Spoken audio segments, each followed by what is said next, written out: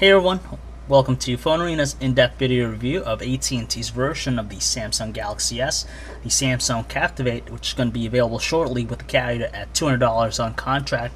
It has a lot of features that make it similar to the original GSM version we checked out not too long ago. The biggest thing so far is the 4-inch Super AMOLED display, but it has a strikingly different look to it and design that make it stand out among all the other variants out there. Instead of following closely to the original GSM version, the Samsung Captivate actually looks more similar to the first bottom-powered handset from Samsung, the Wave. It has a different appeal to it that makes it stand out against all the other versions that are coming out. First of all, it utilizes mostly this durable plastic all over the front and even on the sides. But the back, though, has this carbon fiber pattern to it. It's metallic, so it gives you a really good premium feel to it. It's also very streamlined, making it a very sleek-looking handset from all around. We really can't complain about the design. It just looks fantastic. And on top of that, it's very lightweight, too. You really don't notice the weight in your hand or in your pockets. And even though it does sport a 4-inch display, it's streamlined enough to fit in any pocket without being too noticeable. Easily the biggest standout feature on the Samsung Captivate has to be its gorgeous 4-inch Super AMOLED display, which has WVGA resolution and support for 16.7 million colors. Just from a quick glance here, you could tell that the colors are vibrant and rich, although sometimes they could be a little bit overly saturated, but still, it's quite pleasing to the eye. With the WVGA resolution, texts are pretty good. You could kind of make out even if they're a little bit smaller. And it does produce some great contrast ratio, so you really can't tell where the black on the display starts and where it meets the border. So it has some strengths in that area. Unfortunately, though, when you take it outdoors in direct sunlight, you still kind of lose what's on screen. But if you're indoors, you'll have pretty good viewing angles on the display. Right below that, you have your touch-sensitive buttons. Although there's some space in between the bottom of the touchscreen and the touch-sensitive ones, we'll still have a tendency to hit them by accident. On the left-hand side, you have just the volume rocker, and on the right side, you have the dedicated power button. Kind of small and didn't have that much of a tactile response. On the top, you have just a 3.5mm headset jack, and there's a latch here to expose the micro USB port. And on the back, you just have the 5-megapixel autofocus camera with the speakerphone next to it. And removing the back cover, you gotta slide down this bottom portion. Takes out the back cover, and you'll have access to the micro SD card slot, SIM card slot, and battery. Under the hood, the Samsung Captivate is actually being powered by a 1 GHz Cortex A8 Hummingbird processor. And to tell you the truth, it's very responsive and really quick. As you can tell from just moving around the home screens, it doesn't have any lag to it.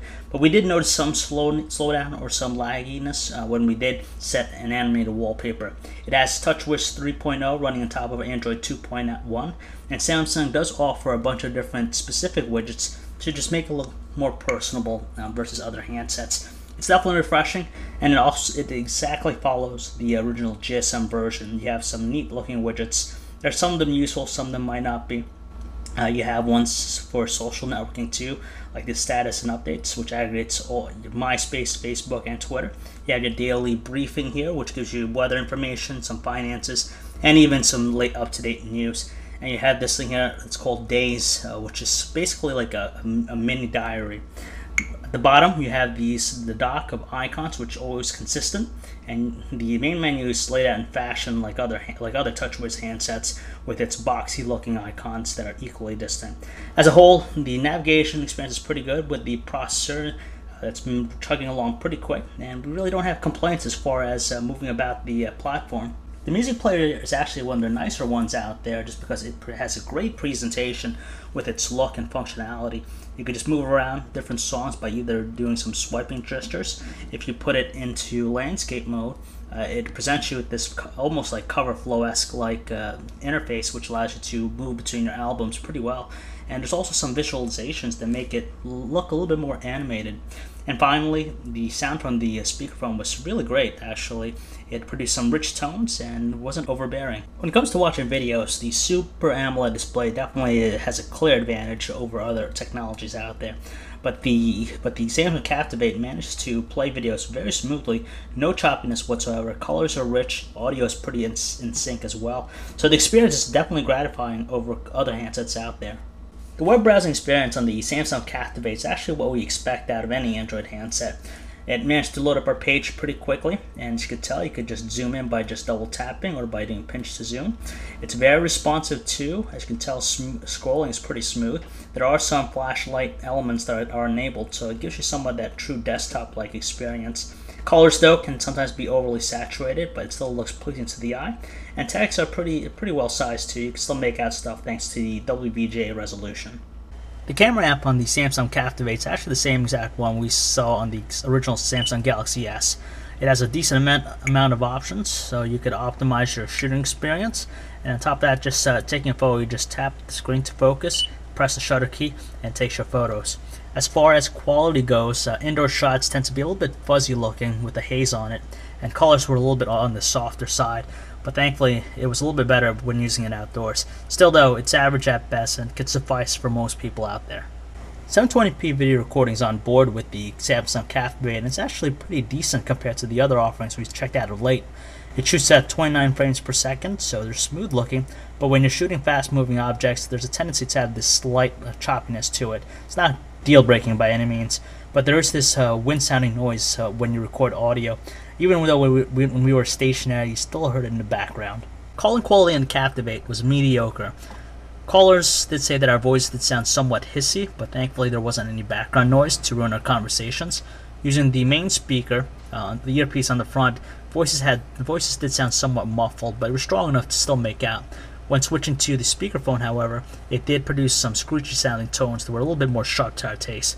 Battery life looks to be average so far from what we've tested out. We'd imagine that we'd get at least a good 1 day's use out of it, but we'll test it out a little bit further. But we did notice when it comes to signal strength, it had generally one less bar than other handsets that we've seen at different times, especially with other comparable AT&T handsets out there.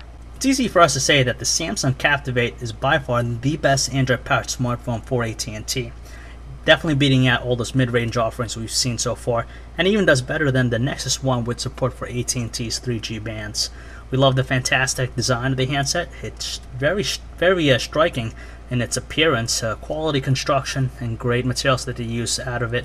Definitely stands out among all the other Samsung Galaxy S handsets that are coming out. But there's also plenty of hardware.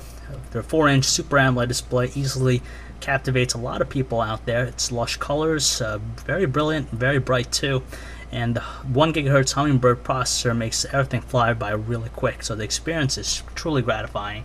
The TouchWiz interface is definitely something different out there for US consumers, because we haven't really witnessed anything else like it, and does well in aggregating a lot of stuff on the phone for you, so it's definitely an appealing handset. So if you'd like to learn more about this handset, or for all the latest cell phone reviews, new specs, and information, you can check us out at PhoneArena.com.